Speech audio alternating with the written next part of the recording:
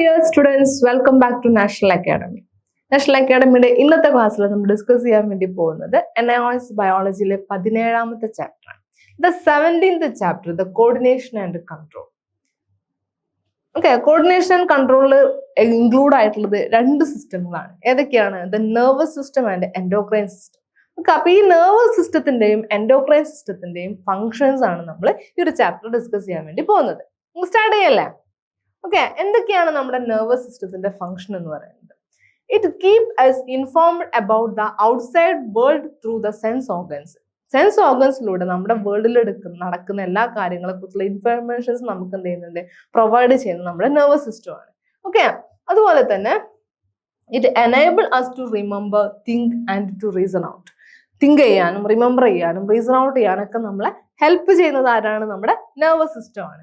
അതുപോലെ തന്നെ it control all voluntary muscular activities, അതായത് നമ്മുടെ സ്പീക്കിംഗ്, റൈറ്റിംഗ്, റണ്ണിങ് പോലെയുള്ള മറ്റെല്ലാ വോളണ്ടറി മസ്കുലർ ആക്ടിവിറ്റീസും കൺട്രോൾ ചെയ്യുന്നത് ആരാണ്? നമ്മുടെ നെർവസ് സിസ്റ്റം ആണ്. ഇത്രയൊക്കെയാണ് നമ്മുടെ നെർവസ് സിസ്റ്റത്തിന്റെ മെയിൻ ഫംഗ്ഷൻ എന്ന് പറയുന്നത്. നെർവസ് സിസ്റ്റത്തിന് നമ്മൾ മൂന്നായിട്ടാണ് ക്ലാസിഫൈ ചെയ്തിട്ടുള്ളത്. ഏതൊക്കെയാണ്? സെൻട്രൽ നെർവസ് സിസ്റ്റം ഉണ്ട്, ഓട്ടോണോമസ് നെർവസ് സിസ്റ്റം ഉണ്ട്, പെരിഫറൽ നെർവസ് സിസ്റ്റം ഉണ്ട്. ഓക്കെ, സെൻട്രൽ നെർവസ് സിസ്റ്റത്തിൽ ഇൻക്ലൂഡ് ആയിട്ടുള്ള രണ്ട് പാർട്ടാണ് the spinal cord and brain. ഏതൊക്കെയാണ്? സ്പൈനൽ കോഡും ബ്രെയിനും. ഓട്ടോണോമസ് നെർവസ് സിസ്റ്റത്തിൽ വരുന്നത് പാരാസിമ്പത്തറ്റിക് നെർവസ് സിസ്റ്റം, അതുപോലെ തന്നെ സിമ്പത്തറ്റിക് നെർവസ് സിസ്റ്റം ആണ്. പെരിഫറൽ നെർവസ് സിസ്റ്റത്തിൽ വരുന്നത് എഫറന്റ് നെർവ്സും ഇഫറന്റ് നെർവ്സും ആണ്. എഫറന്റ് നെർവ്സും ഇഫറന്റ് നെർവ്സും ആണ് പെരിഫറൽ നെർവസ് സിസ്റ്റത്തിൽ വരുന്നത്. ഓക്കെ, അപ്പൊ ഇതാണ് നമ്മുടെ നെർവസ് സിസ്റ്റത്തിന്റെ മേജർ ക്ലാസിഫിക്കേഷൻ എന്ന് പറയുന്നത്. ഇനി നമുക്ക് നോക്കാനുള്ളത് നമ്മുടെ ഹ്യൂമൻ ബീങ്സിന്റെ നെർവസ് സിസ്റ്റത്തിനെ കുറിച്ചിട്ടാണ്. നമ്മുടെ ഹ്യൂമൻ ബീങ്സിന്റെ സെൻട്രൽ നെർവസ് സിസ്റ്റത്തിൽ ഇൻക്ലൂഡ് ആയിട്ടുള്ള രണ്ട് പാർട്ടാണ്. ഏതൊക്കെയാണ്? നമ്മുടെ ബ്രെയിനും സ്പൈനൽ കോഡും. ഓക്കെ, ബ്രെയിൻ എന്ന് പറഞ്ഞു കഴിഞ്ഞാല് ബ്രെയിനകത്ത് മെയിൻലി ഹൈലി ഡെവലപ്ഡ് ആയിട്ടുള്ള ഒരു ബ്രെയിൻ ആയിരിക്കും. അതിനകത്ത് 3 റീജിയൻസ് ആണുള്ളത്. ഏതൊക്കെയാണ്? ഫോർ ബ്രെയിൻ ഉണ്ട്, മിഡ് ബ്രെയിൻ ഉണ്ട്, ഹിൻ ബ്രെയിൻ ഉണ്ട്. ഈ ഫോർ ബ്രെയിനകത്താണ് നമ്മുടെ സെറിബ്രം, ലൈനോസിഫാലോൺ ഒക്കെ ഇൻക്ലൂഡ് ആയിട്ടുള്ളത്. കുറച്ചും കൂടെ ടോപ്പിലിരിക്കുന്ന പോർഷൻ ആണ് ഫോർ ബ്രെയിൻ എന്ന് പറയുന്നത്. മിഡ് ബ്രെയിൻ എന്ന് പറഞ്ഞു കഴിഞ്ഞാൽ നമ്മുടെ ഫോർ ബ്രെയിന്റെയും ഹിൻ ബ്രെയിന്റെയും ഇടയിൽ വരുന്ന ചെറിയ ട്യൂബുലാർ പാർട്സിനെയാണ് നമ്മൾ മിഡ് ബ്രെയിൻ എന്ന് പറയുന്നത്. അപ്പൊ നമുക്ക് അറിയാം, ബ്രെയിൻ എന്ന് പറയുമ്പോൾ തന്നെ നമ്മുടെ മനസ്സിലേക്ക് വരുന്ന ട്യൂബുലാർ പാർട്സുകളാണ് അല്ലെ. ആ ഒരു പാർട്സിനെയാണ് നമ്മൾ മിഡ് ബ്രെയിൻ എന്ന് പറയുന്നത്. ഇനി ഹിൻ ബ്രെയിൻ എന്ന് പറഞ്ഞു കഴിഞ്ഞാൽ ഏറ്റവും താഴെയുള്ള പോർഷൻസ് ആണ്. അതിൽ ഇൻക്ലൂഡ് ആയിട്ടുള്ള നമ്മുടെ സെറിബെല്ലം, പോൺസ്, മെഡുല്ല ഒബ്ലാങ്കാറ്റ ഒക്കെയാണ് നമ്മുടെ സെറിബ്രത്തിന്റെ ഹിൻ ബ്രെയിനിൽ കാണുന്ന പാർട്സ് എന്ന് പറയുന്നത്. ഓക്കെ, ഇതാണ് നമ്മുടെ ബ്രെയിന്. ഇതെവിടെയാണ് ഫോർ ബ്രെയിൻ വരുന്നത്, ഇവിടെയാണ് മിഡ് ബ്രെയിൻ വരുന്നത്. ഈ താഴേക്കുള്ളതാണ് നമ്മുടെ ഹിൻ ബ്രെയിൻ എന്ന് പറയുന്നത്. ഓക്കെ, നമ്മുടെ ബ്രെയിനിലെ ഏറ്റവും ലാർജസ്റ്റ് പോർഷൻ എന്ന് പറയുന്നത് സെറിബ്രം ആണ്. ഓക്കെ, ഏറ്റവും ചെറിയ പോർഷൻ ഏതാണ്? സെറിബെല്ലം ആണ്. സെറിബെല്ലം ചെറുതാണെങ്കിലും അതിന്റെ ഫങ്ഷൻസ് എന്താണ്? വലുതാണ്. എന്തൊക്കെയാണ് നമ്മുടെ സെറിബെല്ലത്തിന്റെ ഫങ്ഷൻ വരുന്നത്? It maintain the balance of the body. നമ്മുടെ ബോഡിയുടെ ബാലൻസ് മെയിൻറ്റെയിൻ ചെയ്യുന്ന ആരാണ്? സെറിബെല്ലമാണ്. അതുപോലെ തന്നെ to coordinate the muscular activities ഒക്കെ കോർഡിനേറ്റ് ചെയ്യുന്ന ആരാണ്? സെറിബെല്ലമാണ്. ഓക്കെ, ഇതൊക്കെയാണ് സെറിബെല്ലത്തിന്റെ മെയിൻ ഫങ്ഷൻസ് എന്ന് വരുന്നത്. അതുപോലെ തന്നെ നമ്മുടെ ഹിൻ ബ്രെയിനിലെ മറ്റൊരു പോർഷൻ ആണ് മെഡുല്ല ഒബ്ലാങ്കാറ്റ. മെഡുല്ല ഒബ്ലാങ്കാറ്റ എന്ന് പറഞ്ഞാൽ നമ്മുടെ ബ്രെയിനിന്റെ ഏറ്റവും ലാസ്റ്റ് കിടക്കുന്ന പോർഷൻ അല്ലെ, ഏറ്റവും last part of the brain ആണ് മെഡുല്ല ഒബ്ലാങ്കാറ്റ എന്ന് പറയുന്നത്. ഈ മെഡുല്ല ഒബ്ലാങ്കാറ്റ കണക്ട് ചെയ്തേക്ക് നമ്മുടെ സ്പൈനൽ കോഡുമായിട്ട് കണക്ട് ചെയ്തിട്ടായിരിക്കും കാണപ്പെടുന്നത്. ഇതിന്റെ ഫങ്ഷൻസ് എന്ന് പറഞ്ഞു കഴിഞ്ഞാൽ എന്തൊക്കെയാണ്? It is the centre of breathing, കഫിങ് ആൻഡ് സ്വോളോയിങ്. ബ്രീത്തിങ്, കഫിങ്, സ്വോളോയിങ് ഇങ്ങനെയുള്ള കാര്യങ്ങളൊക്കെ കൺട്രോൾ ചെയ്യുന്നത് നമ്മുടെ മെഡുല്ല ഒബ്ലാങ്കാറ്റയാണ്. ഇനി അതുപോലെ തന്നെ നമുക്കറിയാം നമ്മുടെ ബ്രെയിനിലുള്ള നമ്മുടെ നെർവസ് സിസ്റ്റത്തിന്റെ രണ്ടിതാണ് പെരിഫറൽ നെർവസ് സിസ്റ്റം എന്ന് പറയുന്നത്. എന്താണ് peripheral nervous system? It is the system consists of all nerves arising from the brain and the spinal cord. നമ്മുടെ ബ്രെയിനിൽ നിന്നും സ്പൈനൽ കോഡിൽ നിന്നുള്ള എല്ലാ നെർവ്സും കൂടി ചേർന്നതിനെയാണ് നമ്മൾ പെരിഫറൽ നെർവസ് സിസ്റ്റം എന്ന് പറയുന്നത്. പെരിഫറൽ നെർവസ് സിസ്റ്റത്തിൽ രണ്ട് സിസ്റ്റംസ് ആണുള്ളത്. ഏതൊക്കെയാണ്? അഫറന്റ് അല്ലെങ്കിൽ റിസീവിംഗ് സെൻസറി പാത്വേ. ഏതാണ്? അഫറന്റ് അല്ലെങ്കിൽ റിസീവിംഗ് സെൻസറി പാത്വേയും efferent or carrying away motor pathways. ഏതൊക്കെയാണ്? ഇഫറന്റ് മോട്ടോർ പാത്വേ അല്ലെങ്കിൽ ക്യാരിയിങ് അവേ മോട്ടോർ പാത്വേ ആണ് നമ്മുടെ പെരിഫറൽ നെർവസ് സിസ്റ്റത്തിന്റെ രണ്ട് പാർട്സ് എന്ന് പറയുന്നത്. ഓക്കെ, ഇനി നമുക്കറിയാം sympathetic and parasympathetic nervous system. നമ്മുടെ ഓട്ടോണോമസ് നെർവസ് സിസ്റ്റത്തിന്റെ രണ്ട് സെക്ഷൻ ആണ് സിമ്പത്തറ്റിക്കും പാരാസിമ്പത്തറ്റിക്കും. സിമ്പതറ്റിക് നെർവസ് സിസ്റ്റം എന്ന് പറഞ്ഞു കഴിഞ്ഞാൽ ഇപ്പൊ നമ്മുടെ ബോഡിയിൽ എന്തെങ്കിലും ഒരു എമർജൻസി സിറ്റുവേഷൻ വരികയാണെങ്കിൽ അല്ലെങ്കിൽ ഒരു എമർജൻസി സിറ്റുവേഷൻ നമ്മൾ ഫേസ് ചെയ്യുകയാണെങ്കിൽ ആ ഒരു സമയത്ത് അത് റെഗുലേറ്റ് ചെയ്യുന്നില്ല നമ്മുടെ ബോഡി അതിനുവേണ്ടി പ്രിപ്പയർ ചെയ്യുന്നത് ആരാണ്? സിമ്പതറ്റിക് നെർവസ് സിസ്റ്റം ആണ്. എന്നാൽ പാരാസിമ്പതറ്റിക് നെർവസ് സിസ്റ്റം എന്ന് പറഞ്ഞു കഴിഞ്ഞാൽ നോർമൽ കണ്ടീഷൻസിൽ, അതായത് എമർജൻസി ഒക്കെ ഓവറായി നോർമൽ കണ്ടീഷനിൽ നമ്മുടെ ബോഡിയെ പ്രിപ്പയർ ചെയ്ത് നിർത്തുന്ന ആരാണ്? പാരാസിമ്പതറ്റിക് നെർവസ് സിസ്റ്റം ആണ്. അപ്പൊ ഇതാണ് ഇത് തമ്മിലുള്ള ഡിഫറൻസ് എന്ന് പറയുന്നത്.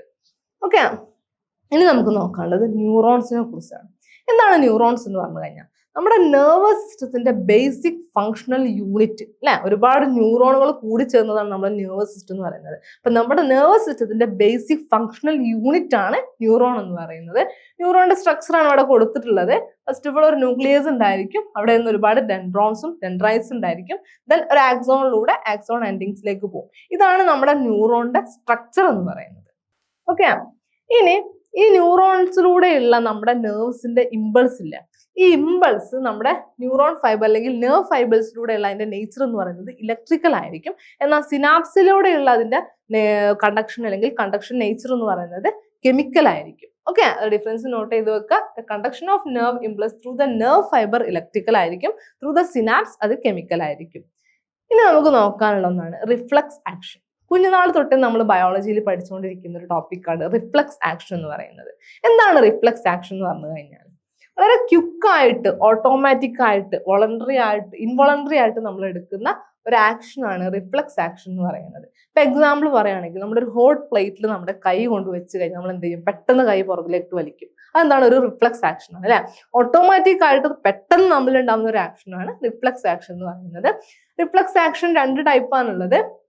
ഏതൊക്കെയാണ്? സിമ്പിൾ റിഫ്ലക്സ് ആക്ഷനും ഉണ്ട്, കണ്ടീഷൻഡ് റിഫ്ലക്സ് ആക്ഷനും ഉണ്ട്.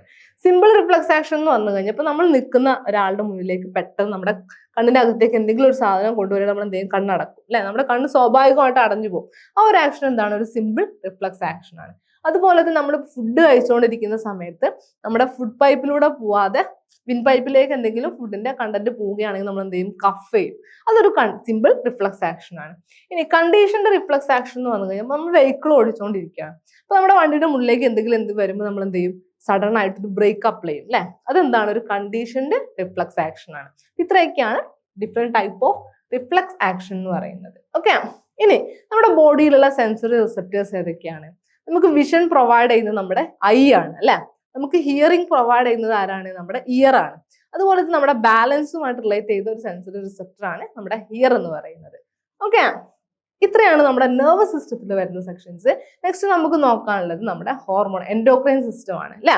Coordination through the hormones. Endocrine ഗ്ലാൻസിൽ നിന്നാണ് നമ്മുടെ ഹോർമോൺ എന്ത് ചെയ്യുന്നത്? സീക്രേറ്റ് ചെയ്യുന്നത്. ഇത് നമ്മുടെ ബ്ലഡിലൂടെ എങ്ങോട്ട് കൊണ്ടുപോകും? ടാർഗറ്റഡ് ടിഷ്യൂസിലേക്ക് കൊണ്ടുപോവുകയാണ് ചെയ്യുന്നത്. ഓക്കെ, ഈ ഹോർമോൺ ആണ് നമ്മുടെ ഫിസിയോളജിക്കൽ പ്രോസസ്സുകളൊക്കെ എന്ത് ചെയ്യുന്നത്? റെഗുലേറ്റ് ചെയ്യുന്നത്. ഈ ഹോർമോണൽ കൺട്രോൾ സിസ്റ്റം അതുപോലെ തന്നെ നമ്മുടെ നെർവസ് സിസ്റ്റം തമ്മിലുള്ള മേജർ ഡിഫറൻസുകൾ എന്തൊക്കെയാന്ന് നമുക്ക് നോക്കാം. Okay, first of all nature of signal. നമ്മുടെ ഹോർമോണൽ കൺട്രോളിൽ നേച്ചർ ഓഫ് സിഗ്നൽ എന്തായിരിക്കും? കെമിക്കൽ ആയിരിക്കും. ഇവിടെ എല്ലായിടത്തും ഇലക്ട്രിക്കൽ സിഗ്നൽ ആണ്. സിനാപ്സിൽ മാത്രം സിഗ്നൽ എന്തായിരിക്കും? കെമിക്കൽ നേച്ചർ ആയിരിക്കും ഉണ്ടായിരിക്കുന്നത്.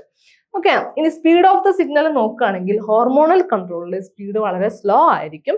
എന്നാൽ നമ്മുടെ നെർവസ് സിസ്റ്റത്തിൽ സ്പീഡ് വളരെ റാപ്പിഡ് ആയിരിക്കും. അതിന്റെ വാല്യൂ എന്ന് പറയുന്നത് 0.7 to 120 മീറ്റർ/സെക്കൻഡ് ആയിരിക്കും. Next effect in the body. നമ്മുടെ ബോഡിയിൽ ഹോർമോണൽ കൺട്രോളിന്റെ എഫക്ട് എന്ന് പറയുന്നത് ഹോർമോണിന്റെ എഫക്ട് എന്ന് പറഞ്ഞാൽ ജനറൽ ആയിട്ടായിരിക്കും എഫക്ട്. ഹോർമോൺ നമ്മുടെ ബോഡിയുടെ പല പാർട്ടിലും എന്ത് ചെയ്യുന്നുണ്ട്? ഇൻഫ്ലുവൻസ് ചെയ്യുന്നുണ്ട്. എന്നാൽ നെർവസ് സിസ്റ്റം എന്ന് പറഞ്ഞു കഴിഞ്ഞാൽ ലോക്കലൈസ്ഡ് എഫക്ട് ആയിരിക്കും. അതായത് ഒരു പെർട്ടിക്കുലർ മസിലോ അല്ലെങ്കിൽ ഒരു പെർട്ടിക്കുലർ ഗ്ലാൻസിലോ ഏതെങ്കിലും ഒരു പെർട്ടിക്കുലർ ലൊക്കേഷനിൽ മാത്രമായിരിക്കും അതിന്റെ എഫക്ട് വരുന്നത്. അത് ലോക്കലൈസ്ഡ് എഫക്ട് ആയിരിക്കും. ഇതാണ് നമ്മുടെ നെർവസ് സിസ്റ്റവും ഹോർമോണൽ കൺട്രോൾ സിസ്റ്റവും തമ്മിലുള്ള മേജർ ഡിഫറൻസുകൾ എന്ന് പറയുന്നത്. ഇത്രയാണ് നമ്മുടെ ഈ ഒരു 17th ചാപ്റ്റർ നമുക്ക് പഠിക്കാനുള്ള ഇമ്പോർട്ടന്റ് ടോപ്പിക്സ്. ഇനി ഇതിലൊന്ന് വരുന്ന ക്വസ്റ്റ്യൻസ് നോക്കുകയാണെങ്കിൽ നമുക്ക് first of all objective type questions ചോദിക്കാം അല്ലെ. MCQ ടൈപ്പ് രീതിയിലുള്ള ക്വസ്റ്റ്യൻസ് നമുക്ക് ചോദിക്കാം. അതുപോലെ തന്നെ നമ്മുടെ നെർവസ് സിസ്റ്റങ്ങൾ പല ടൈപ്പ് നമ്മൾ പഠിച്ചു അല്ലെ. പാരാസിമ്പതറ്റിക്കും സിമ്പതറ്റിക്കും പഠിച്ചു, അഫറന്റും ഇഫറന്റും പഠിച്ചു. ഇതൊക്കെ തമ്മിലുള്ള ഡിഫറൻസുകൾ എന്താണെന്ന് ചോദിക്കാം. അല്ലെങ്കിൽ നമ്മുടെ ബ്രെയിനിന്റെ പാർട്സ് മാർക്ക് ചെയ്തിട്ട് ഓരോ പാർട്സിന്റെ ഫങ്ഷൻസ് എന്തൊക്കെയാണെന്ന് ചോദിക്കാം. ഓക്കെ, അതുപോലെ തന്നെ നമ്മളോട് ചോദിക്കാം ഈ hormones, different type of hormones, അതിന്റെ ഫങ്ഷൻസ് എന്തൊക്കെയാണ് വരുന്നത്, അല്ലെങ്കിൽ നമ്മുടെ ഐ, ഇയർ പോലെയുള്ള സെൻസറി റിസപ്റ്റേഴ്സിനെ കുറിച്ച് ഡീറ്റെയിൽ ആയിട്ട് ചോദിക്കാം. അപ്പൊ ഇങ്ങനെയുള്ള ക്വസ്റ്റ്യൻസ് ഒക്കെ ആയിരിക്കും നമ്മുടെ ന്യൂറോണിന്റെ സ്ട്രക്ചർ ചോദിക്കാം. ഇതൊക്കെ ആയിരിക്കും ഈ ഒരു ചാപ്റ്ററിൽ നിന്ന് ചോദിക്കാൻ സാധ്യതയുള്ള ചോദ്യങ്ങൾ എന്ന് പറയുന്നത്. ഓക്കെ, അപ്പൊ ക്ലിയർ ആയില്ല എല്ലാവർക്കും? ഓക്കെ, അപ്പൊ ഇവിടെ നമ്മൾ വളരെ ബ്രീഫ് ആയിട്ടാണ് ഡിസ്കസ് ചെയ്തത് അല്ലെ. നമ്മുടെ 17th ചാപ്റ്ററിലെ ടോപ്പിക്കുകളൊക്കെ വളരെ സിമ്പിൾ ആയിട്ടാണ് നമ്മൾ പറഞ്ഞു പോയിട്ടുള്ളത്. ഇതിന്റെയൊക്കെ ഡീറ്റെയിൽ ആയിട്ടുള്ള ക്ലാസ്സുകൾ നമ്മുടെ നാഷണൽ അക്കാഡമിയുടെ ആപ്പിൽ അവൈലബിൾ ആണ്. സോ നിങ്ങൾ എന്ത് ചെയ്യുക, ആവശ്യമുള്ളവർ താഴെ കാണുന്ന നമ്പറിൽ ബന്ധപ്പെടുക. ഓക്കെ, അപ്പൊ നമുക്ക് ഇന്നത്തെ ക്ലാസ് ഇവിടെ സ്റ്റോപ്പ് ചെയ്യാം. പുതിയൊരു അധ്യായമായിട്ട് നമുക്ക് വീണ്ടും കാണാം. Bye bye and all the best.